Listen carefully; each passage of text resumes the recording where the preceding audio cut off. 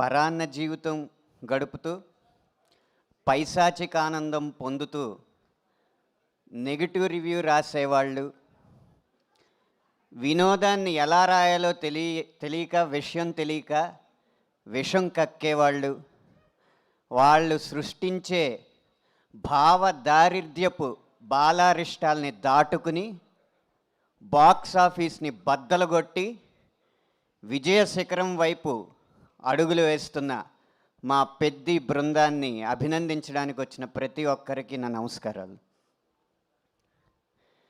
బుచ్చిబాబు గారు పెద్ది పాత్రని చిత్రీకరించి ఇస్తే ఆ శిల్పం ఎలా ఉండాలి అన్న దాన్ని జీర్ణించుకుని తనే రాయిగా,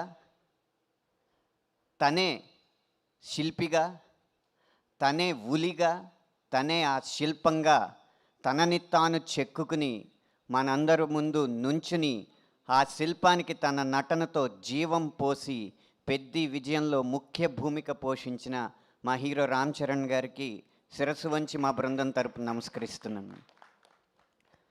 శరీరం అంత రాయిలా ఉన్నా ఆయన మనసు మాత్రం వెన్న. అందుకే ఉలికిపడి ఊగాల అన్న పాట, మస్సా మస్సా పాట రాసిన వెంటనే ఆ రాతి శరీరంతో నన్ను హత్తుకుని ఆ మెత్తని మనస్సు యొక్క తీయదనాన్ని నాకు చెవి చూపించారు. ఇలాంటి సందర్భం, ఇలాంటి అదృష్టం రేపు పాటలు రాయాలనుకున్న ప్రతి ఒక్కరికి కలగాలని మనస్ఫూర్తిగా కోరుకుంటున్నాను.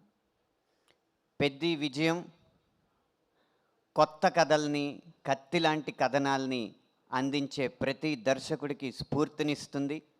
అలాగే ఎప్పుడు డ్యూయెట్లు, ఎప్పుడు అయ్యే పాటలు రాసే మాలాంటి వాళ్ళకి కొత్త సన్నివేశాలను అందించి వాటిని కూడా 100 మిలియన్ల పాటలుగా తీర్చిదిద్దచ్చు అన్న ప్రేరణ ఇస్తుంది. కాబట్టి ఇలాంటి సినిమాలు మరింత విజయవంతమై మాలాంటి సాంకేతిక నిపుణులకి, నటులకి ఇంకా స్ఫూర్తినివ్వాలని మనస్ఫూర్తిగా కోరుకుంటూ విరమిస్తున్నాను.